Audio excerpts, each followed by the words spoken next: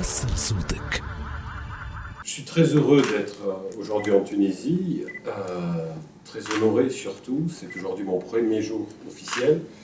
J'ai eu l'honneur d'être reçu pour la remise de mes lettres de créance par le président de la République. J'arrive du palais de Carthage. Je suis très honoré, très heureux.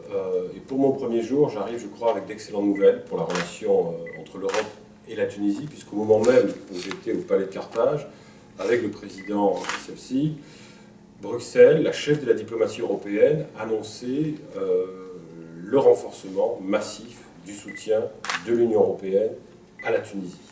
Et donc, ceci me permet, pour mon premier jour, encore une fois, me mettre en mesure d'annoncer aux autorités tunisiennes que j'arrivais avec 3 messages. Premier message, l'Europe sera toujours là et de plus en plus aux côtés de la Tunisie. C'est un partenaire unique, une relation privilégiée.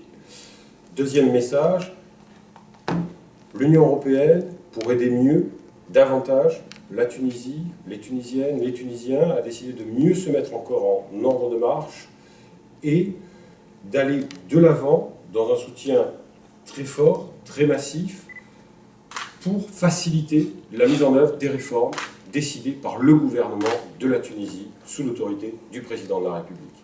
Et donc pour ce faire, troisième message, je disais à l'instant, aide massive, nous doublons notre aide économique et financière annuellement à la Tunisie. Notre soutien économique et social, socio-économique, va lui aussi s'accroître de près de 2 tiers pour les prochaines années. Chaque année, nous allons donc avoir les Européens davantage aux côtés de la Tunisie pour le succès de sa transition et la mise en œuvre des réformes décidées par le gouvernement de M. Chahed. Ça, oui. Mais on n'a pas envie de parler du plan Marshall. Où est-ce qu'on peut situer ce plan, dont ce que vous venez d'annoncer? Alors, le plan Marshall, c'est une formule politique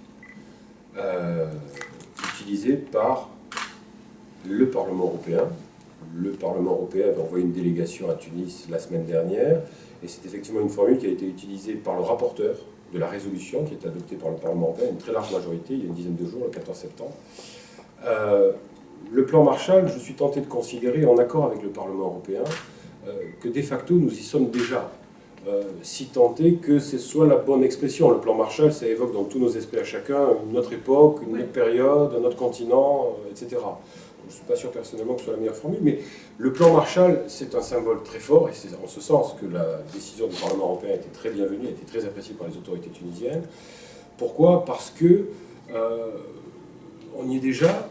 On a commencé à partir de 2011, 2012, 2013 avec le dialogue national, en mettant d'ores et déjà du côté de l'Union européenne et des Européens, disons près de 5 à 6 milliards d'euros. Donc on est déjà à presque 14-15 milliards de dinars. Donc parler d'un plan Marshall aujourd'hui, on y est déjà depuis 5 ans dans le plan Marshall. Aujourd'hui, ce qui compte pour moi, c'est que j'arrive avec des échéances très claires, très rapides, très immédiates, à commencer par la conférence internationale sur l'investissement, 29 et 30 novembre, à Tunis. C'est une conférence fondamentale. Nous allons ensemble, je suis convaincu avec le gouvernement tunisien, assurer son succès en termes de participation, avec des chefs d'État, des chefs de gouvernement, des ministres du monde entier qui sont invités, mais aussi le deuxième jour, le 30 novembre, des investisseurs. C'est fondamental, la croissance économique en Tunisie, l'emploi des jeunes, c'est fondamental, et c'est avec cette conférence-là qui arrive immédiatement, c'est sur cette conférence que nous devons travailler. Et cette conférence, d'ores et déjà de mon côté, du côté de l'Union européenne, j'arrive pour la préparer avec ces nouveaux outils, mieux organisés, ces nouvelles enveloppes renforcées, ces montants plus importants, et ce bien évidemment en totale transparence, en totale collaboration avec les 28 pays de l'Union européenne. Bien sûr. Donc, votre collaboration avec la Tunisie n'est pas que financière. Il y a une Absolument collaboration pas. avec la société civile. Et dans votre dernière résolution, vous avez exhorté le gouvernement à engager ou accélérer les réformes du code pénal, notamment. Vous avez cité l'article 130 qui est en totale contradiction avec la constitution tunisienne. Donc, jusqu'à quelle mesure ces réformes sont importantes pour le partenariat Tunisie-Union européenne? Moi, ce matin, je n'ai pas cité l'article 130, mais je vois ce que vous voulez dire tout à fait. Je vous parle de la communication de l'Union européenne ce matin, pas de la résolution du Parlement européen, mais vous avez tout à fait raison, je suis absolument d'accord avec vous, bien sûr.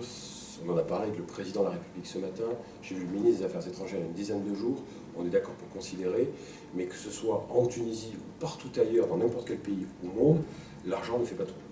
L'argent ne suffira pas. il faut quelque chose en plus. Il faut de l'énergie, il faut de l'enthousiasme, il faut une vision, il faut de la volonté, et il faut le rassemblement de toutes les forces vives. Que ce soit des forces tunisiennes, de la société civile, c'est fondamental. En 2013, vous avez donné une leçon au monde entier. C'est pas moi qui le dis, c'est le comité Nobel. Et c'est cela qu'il faut continuer. Et tout à l'heure, quand j'annonçais la décision de la Commission européenne, de l'Union européenne d'arriver avec de nouveaux outils renforcés, de nouvelles enveloppes pour la Tunisie, je n'ai pas parlé que d'argent, j'ai très peu cité de chiffres, j'ai parlé de développement et de soutien socio-économique, c'est fondamental. Il nous faut aider la société civile, nous le ferons dans le cadre des réformes qui ont été décidées par le gouvernement sous l'autorité du président de la République. Ces réformes, je crois, sont globales, sont générales, elles sont d'ordre socio-économique, encore une fois, mais elles sont d'ordre aussi social, sociétal, politique, administratif. Vous parlez des jeunes, vous parlez du code pénal, la justice, tout ce qui se fait dans tous les niveaux de la vie quotidienne des Tunisiens sera fondamental. Le futur se construit aujourd'hui. Je vous écoute, allez-y. Donc, j'ai pu constater en lisant la communication conjointe, Ouais. je pense que c'est le point 5, intitulé Voie à suivre, qu'il y a l'emploi du conditionnel. Est-ce que ça sous-entend que les actions prévues par le soutien de l'Union européenne, il va être tributaire de l'effort que va consentir la Tunisie? Non, non, vraiment, j'insiste sur cette formule que j'ai utilisée dès le départ. Nous sommes là pour aider à la mise en œuvre et donc au succès des réformes qui ont été décidées par le gouvernement. Ce n'est pas les Européens qui sont prescriptifs, ce n'est pas les Européens qui décident à la place du gouvernement, des autorités tunisiennes et du peuple tunisien. J'ai plusieurs heures de vol au niveau de la bulle européenne, de la machine européenne. Je suis diplomate d'origine française, nationalité française, mais j'ai travaillé à Bruxelles plus de 15 ans. Donc j'arrive à avoir, je crois, j'ai la prétention, pardonnez-moi, de lire entre les lignes de ce genre de documents. J'en ai vu beaucoup des communications sur des pays de la région, en Méditerranée, dans le monde arabe ou sur d'autres régions du monde, en Afrique, dans les Balkans, notamment en Europe de l'Est. Et très franchement, très sincèrement, c'est pour ça que je suis heureux aujourd'hui, c'est que c'est un document d'une très bonne facture, où on est dans un équilibre, on est dans une sincérité de l'approche.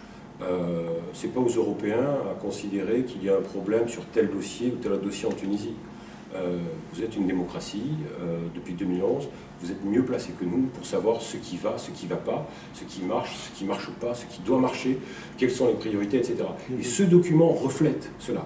J'ai vu dans toute mon expérience, dans mes différents dossiers gérés précédemment à Bruxelles, une approche qui malheureusement, avec d'autres pays, donc la Tunisie, était souvent trop prescriptive ou conditionnelle. Ce n'est pas le cas aujourd'hui. Je vous garantis, j'ai veillé avant de venir ici, je ne voulais pas arriver avec un document qui soit une sorte de catalogue de mesures à faire sur le mode Yaka. Non, la vie n'est pas parfaite, personne n'a dit que ce serait parfait. La Tunisie, je crois, affronte des moments historiques. Ça veut dire aussi des moments difficiles pour tout le monde. Et c'est vous qui êtes d'abord en mesure de dire ce qu'il faut faire, à quel rythme et comment. Et selon ce que vous déciderez, nous serons là. Parce qu'encore une fois, je crois, vous n'avez pas le choix.